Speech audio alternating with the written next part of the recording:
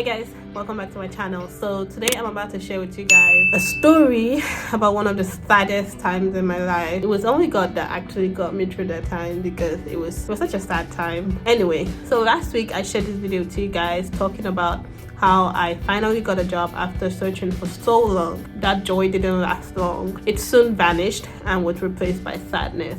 So here is what happened. Before we get into this video, so like I said in that video, I got a job in April of 2021, April 28th to be precise.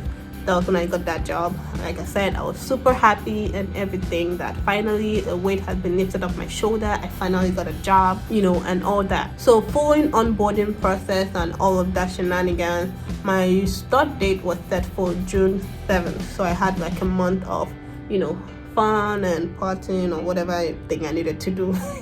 I had a month of fun, before I hit the ground running. Like I said in that video, they knew I was on visa and they knew I didn't need sponsorship. However, as an international student, I still needed to get work permit to be able to start working.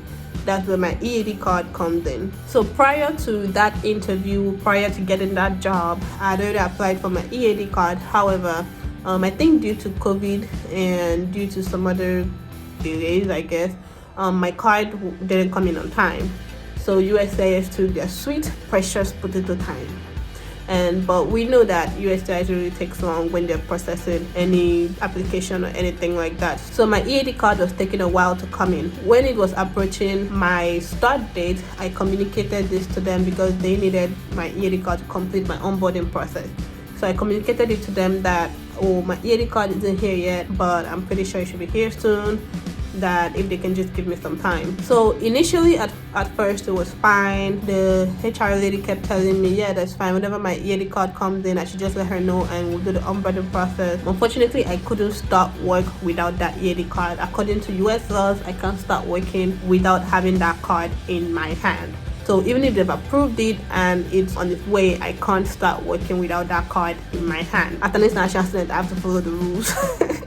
I have to follow the rules. I can't do anything to, jeopardize my visa or violate my visa or any of that, so I'll be on the next flight back to Nigeria. So when it was like 2 weeks to my start date, I started telling them a week to my start date, I was trying to see if they could move my start date to a later time in the month.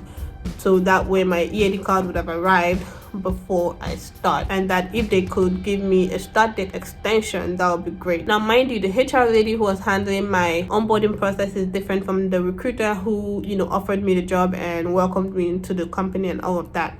But the person who welcomed me to the company, the recruiter who did that, was aware that I was on visa and that I needed my EAD card. So when my EAD card was taking a while to come and I reached out to the recruiter to see if there's anything that could be done to help me, that's when the recruiter started talking about, the department that is hiring you doesn't want to sponsor you and all of that. I was like, hold up, wait, what? Who's talking about sponsorship here? I made it clear from the beginning that I didn't want sponsorship. I didn't need sponsorship, so what are you talking about? And you knew from the beginning that I had my visa, and I told you from the beginning that I was on visa, but I didn't need sponsorship.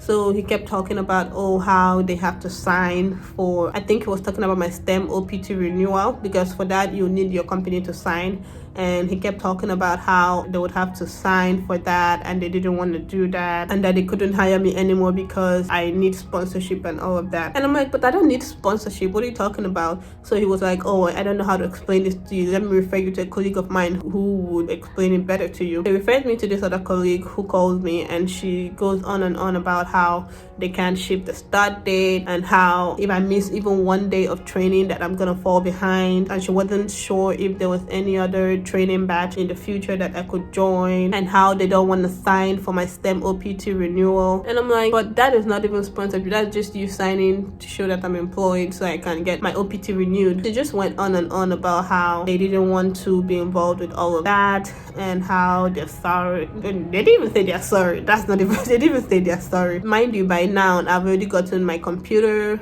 everything I needed to start work. I finished the onboarding process. It was just remaining to complete the last step, which is the I-9, which I needed my EAD card for. So basically I was pretty much hired. Yeah, I was pretty much hired. I already got a computer. In my mind, I was already an employee. I had already seen myself sitting at my desk working, typing on my computer, actually working. And this recruiter didn't even bother to like tell me all of this beforehand. Like when I said beforehand, like, remember I said I had like a month before my start date? He didn't even bother to call me during that time to say it was when it was time to do my I-9, and I reached out to him because my EAD card has not arrived and I needed some help. That's when he started telling me all of that story, and I was like, wait, what? So if I hadn't reached out to him, he probably wouldn't have mentioned any of that. So if I had my EAD card and everything had gone on smoothly, they probably would have not said anything. They probably would have just let it go. But I don't understand why, if they were gonna let it go, if I had my EAD card, I don't understand why they couldn't also help me out when my EAD card hadn't arrived. I don't even know. It was just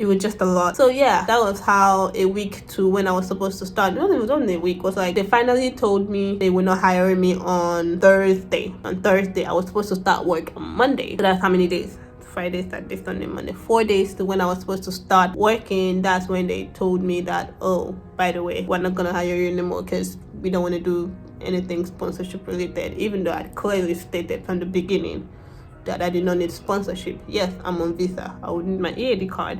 However, I have 3 years to work, so you do not need to worry about sponsorship. It was so sad. If you follow me on this channel, you know how hard it was for me to get even that one job offer. So it was just so sad to finally get something and then just lose it in a blink of an eye. Like, I don't know, I was just so sad that whole time.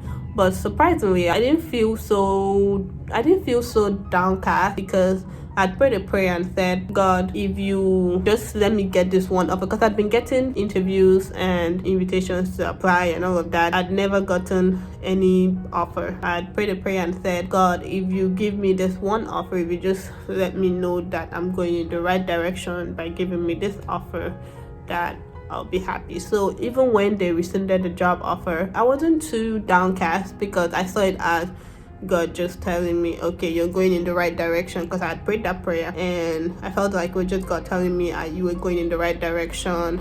And so I felt like even if I didn't get that job offer, that I was still headed in the right direction and that something better was gonna come. I don't know, it was so sad. My whole family was sad.